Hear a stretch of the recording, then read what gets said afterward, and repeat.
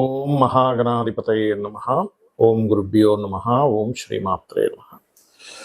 మనం ఈరోజు మీరు జన్మించినటువంటి లగ్నం నుంచి మీకు వేటి మూలంగా ధనయోగం వస్తుంది, అదేవిధంగా ఇది మనం చెప్పుకునేటువంటిది జనరల్గా. ఉదాహరణకి మేషంలో పుట్టారు, లేదా వృషభ లగ్నంలో మీరు పుట్టినప్పుడు వృషభ లగ్నం ఉంది, లేదా మిథున లగ్నం ఉంది, కర్కాటక లగ్నం, అలా దాన్ని బట్టి సెకండ్ లార్డ్ ఎవరు, ఆ గ్రహం ఎటువంటి ధనయోగాన్ని ఇవ్వడానికి ఎలిజిబుల్ అయింది, సెవెంత్ లార్డ్ ఎవరు, అంటే ధనం ఎందుకు మీరు నిలబట్టడం లేదు, అదేవిధంగా మీకు జాతక చక్రంలో వ్యాపారం మూలంగా ధనయోగం ఉందా, లేదా ఉద్యోగ రూపంలో ధనయోగం ఉందా, మీ లగ్నానికి ఎటువంటి మహాదశలు వస్తే ధనయోగంగా మారతాయి అనేటువంటి అంశాలని చెప్తుంది నేనైనప్పటికీ కూడా చెప్పిస్తుంది సాక్షాత్ లలిత అమ్మవారిగా భావిస్తూ ఒక్కొక్క లగ్నం గురించి తెలుసుకుందాము. అదేవిధంగా అసలు వ్యాపార యోగం కనుక ఉన్నట్లయితే ఏ గ్రహం ఏ గ్రహంతో కలిస్తే ఎటువంటి వ్యాపారాల్లోకి వెళ్తారు, ఎటువంటి సమయాల్లో వ్యాపారాల జోలికి వెళ్ళకూడదు, ఎటువంటి సమయాల్లో వ్యాపారాలకు వెళ్తే బాగుంటుంది అనేటువంటి విషయాలు కూడా నేను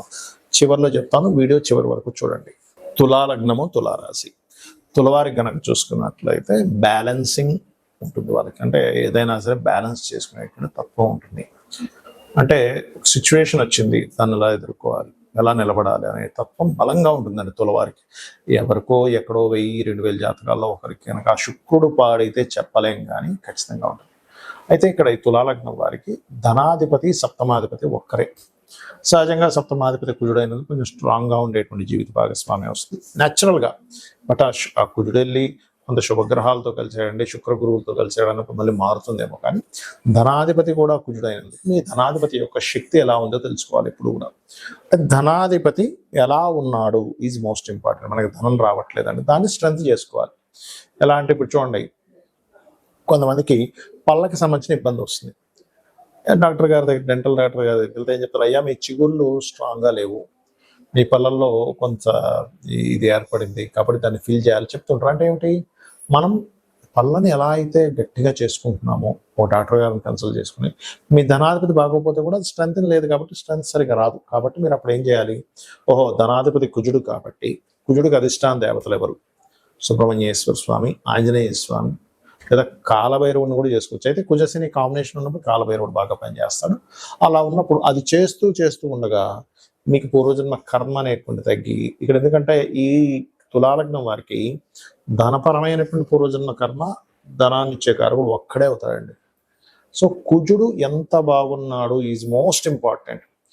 కుజుడు పాడయ్యాడా నిలబడదు కూడా, డబ్బు అస్సలు నిలబడదు. సంపాదిస్తారు, ఎన్ని 100 కోట్లు 1000 కోట్లు సంపాదించినా అయిపోతాయండి కుజుడు కనుక పాడైతే. తులాలగ్నం వారికి గుర్తుపెట్టుకోండి. అలాగే వీరికి కుజుడు బాగుంటే మనకి పార్ట్నర్ నుంచి కూడా ధన సపోర్ట్ లభిస్తుంది. అంటే జీవిత భాగస్వామి కూడా జాబ్ చేయడము, తను ఏదైనా వ్యాపారం చేయడము, లేదా పురుషుడు కావచ్చు స్త్రీ కావచ్చు, అలా లభిస్తుంది. అయితే ఈ కుజుడు మరలా మీకు ఇక్కడ ఎప్పుడు కూడా గుర్తుపెట్టుకోవాల్సింది ఏంటంటే కుజుడు ఎలా ఉన్నాడు ఈజ్ మోస్ట్ ఇంపార్టెంట్. అదే వ్యాపార యోగాలు ఉన్నాయనుకోండి, అప్పుడు పంచమాధిపతి ఎలా ఉన్నాడు, లాభాధిపతి ఎలా ఉన్నాడు, రవి ఎలా ఉన్నాడు. రవి బాధకుడు అయినప్పటికీ కూడా ఒక్కొక్కసారి ఆ రవి బాగుంటే ఆ బాధకు సంబంధించినవి తగ్గిపోతాయి. అప్పుడు వాళ్ళు బిజినెస్లో మంచి, అంటే సహజంగానే శుక్రుడు లగ్నమైనది కొంచెం కళా సంబంధించిన వాటిలోకి వెళ్తారు, అందులో ఎటువంటి సందేహం లేదు. ఇంట్రెస్ట్ కూడా ఉంటుంది వీరికి. అయితే ఇక్కడ మీకు గనక ఎక్కువగా కుజుడు పాడైతే మీరు నవవిద్రుమ బింబశ్రీ న్యక్కారి రతనచ్చదాయై నమః అని నామస్మరణ చేయండి, అన్ని విధాలు బాగుంటుంది. ఇక్కడ మనకి ధనం అనేటువంటిది వ్యాపార రూపంలో వస్తుందా, ఉద్యోగ రూపంలో వస్తుందా అనేటువంటి విషయం జ్యోతిష్శాస్త్రంలో చాలా స్పష్టంగా ఉంటుంది. అది ఎలా తెలుసుకోవాలి అంటే స్వేచ్ఛాయోగము అని ఉంటుంది. అంటే శని కేతువులు కలిసి ఉంటే దాన్ని స్వేచ్ఛాయోగము. అది జన్మజాతకంలో 159 యాక్సెస్లో ఉండొచ్చు, లేనట్లయితే రాశిచక్రంలో ఒకే దగ్గర కలిసి ఉండి, లేదా ఒక్కొక్కసారి ఒకే రాశి సంబంధాలు అంటారంటే అది తక్కువగా పనిచేస్తుంది. అంటే వృషభం తుల చూడ్డానికి షష్టాష్టకాల్లో ఉన్నప్పటికీ, అదేవిధంగా మేషము వృశ్చికము, మకరము కుంభము, ధనస్సు మీనము, మిథునము కన్య, కర్కాటక సింహరాశుల్లో ఉంటే కూడా అది కొంత కనెక్టివిటీ ఉంటుంది. అయితే 159 యాక్సెస్లో కలిసినప్పుడు స్వేచ్ఛాయోగం. అప్పుడు అలాంటి వారికి ఏంటంటే ఉద్యోగం మీద ఇంట్రెస్ట్ ఉండదు, వ్యాపారం చేయాలనే ఉంటుంది. కాకపోతే ఈ కాంబినేషన్ ఉన్నప్పుడు కొన్ని ఆటంకాలు కూడా లైఫ్లో జరుగుతాయి. దీన్ని ఫస్ట్ మీరు బ్రేక్ చేయాలి. ఏ ఉద్యోగంలో అయినా వ్యాపారంలో అయినా కలిసి రావాలంటే ఏం చేయాలి, దానికంటే వెంకటేశ్వర స్వామి ఆరాధన చేయడం కంటే మరొకటి లేదు. లేదండి గణపతి ఆరాధన చేస్తాం, చేయండి, తప్పేం కాదు. ఇది మెయిన్. రెండవది ఏంటంటే మీ పర్సనల్ చార్ట్లో అసలు వ్యాపార యోగం ఉంటే లేదా ఉద్యోగ యోగం ఉంటే ఎలా ఉందో తెలుసుకోండి. ఉద్యోగ యోగం ఉంది, వ్యాపార యోగం లేదు. అలాంటప్పుడు కొంతమందికి ఉద్యోగం ఇక్కడ ఉండి మీరు పుట్టిన ప్రదేశము, మీరు పెరిగిన ప్రదేశము, మీరు చదువుకున్న ప్రదేశాల్లో రాదు ఒకసారి. ఎందుకు రాదు అంటే వారికి 2-12 అది కొన్ని యోగాల్లో అది మంచి యోగం కాదని చెప్పారు. కానీ ఇప్పుడున్నటువంటి సమాజంలో అందరూ విదేశాలకు వెళ్ళి సంపాదించుకునేటువంటి రోజులు మనకు నడుస్తున్నాయి. కాబట్టి సర్వసాధారణంగా 2-12 అంటే విదేశీ ధనయోగంగా మారింది ఇప్పుడు. కాబట్టి 2-12 కాంబినేషన్ ఉన్నట్టు 2వ అధిపతి 12వ అధిపతి కలిసి ఆ పోర్ట్ఫోలియోలు కనుక బలంగా ఉండి ధనయోగం బలంగా ఉంటే వీళ్ళు విదేశాలకు వెళ్ళడం ద్వారా సెటిల్ అవుతారు, కానీ దగ్గరగా సెటిల్ అవ్వరు. ఎందుకంటే విదేశాలకు వెళ్ళే అంత స్తోమత లేదు మరి ఎలాగా అనుకునేటువంటి వారు ఉన్న స్టేట్ మారడం, ఉన్న ప్రదేశం మారితే అప్పుడు మీకు బాగుంటుంది. అదేవిధంగా 9-10 కాంబినేషన్ ఉంది, టీచింగ్ జాబ్స్లోకి వెళ్ళడం. అలా మీకు ఎప్పుడైనా సరే ఒక ఏజ్లోనే అంటే ఒక 9th 10th ఈ ఏజ్లో ఉన్నప్పుడు, ఇంకా చిన్నప్పుడే కూడా మీరు కనుక జాతకం చూసుకొని జనరల్గా జ్ఞానాన్ని పెంచుకోవడానికి చదువుకునే చదువులు వేరు.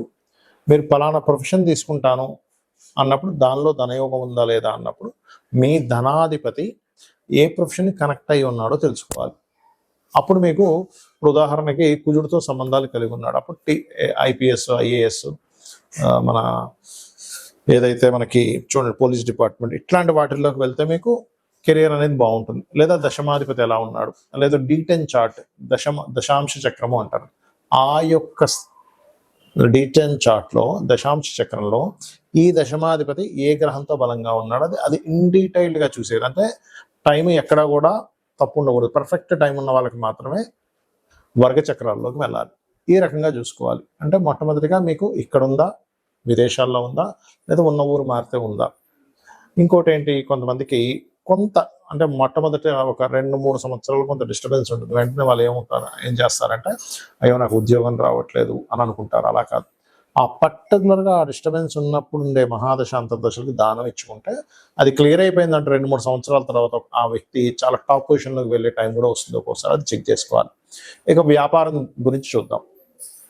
ఎంత వ్యాపారం చేస్తున్నానో కలిసి రావట్లేదు, ఎన్ని వ్యాపారాలు చేస్తున్నా కలిసి రావట్లేదు అంటే మొట్టమొదటిది మీరు ఎంచుకున్న వ్యాపారం మీకు సరైనటువంటిది కాదు. ఇది ప్రధానంగా గుర్తుపెట్టుకోండి.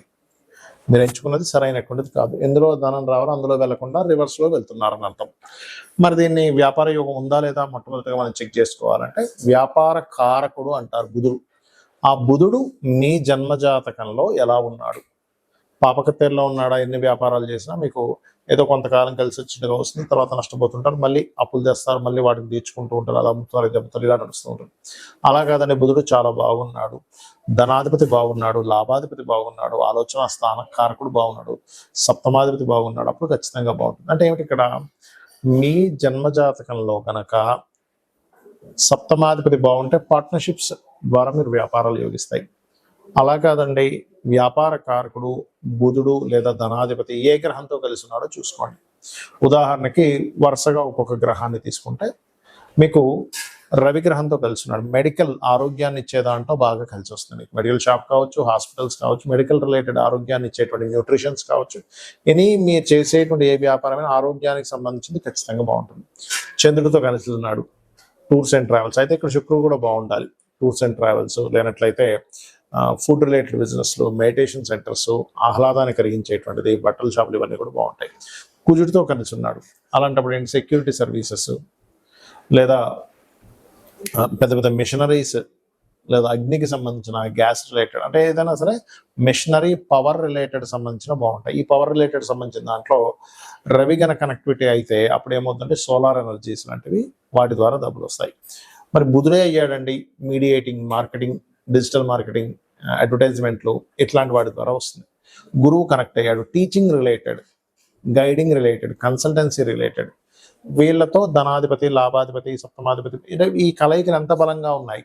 మంచి నీచభంగ రాజయోగం ఉంది, అద్భుతమైన స్టేజ్కి వెళ్తారు. లేదండి అంత పెద్దగా లేదంటే చిన్న వ్యాపారం ఏదో చేస్తూ పోతుంటారు. ఎందుకంటే వ్యాపారం అనేది రోజుకి ఒక 500,000 రూపాయలు సంపాదించేది వ్యాపారమే అవుతుంది.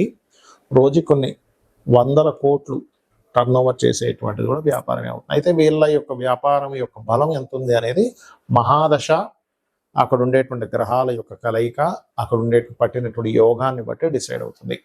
ఇక అదేవిధంగా శుక్రుడు కనెక్టెడ్, అందము, ఫ్యాషను, బ్యూటీ రిలేటెడ్ సంబంధించినవి, స్త్రీలకు సంబంధించినవన్నీ శుక్రుడు. అదేవిధంగా రవి బంగారాన్ని కూడా వస్తుంది, అది బంగారు వ్యాపారాన్ని రవి కూడా వస్తుంది. శుక్రుడు కొన్ని అందమైనటువంటి వస్తువులు ఇవన్నీ కూడా.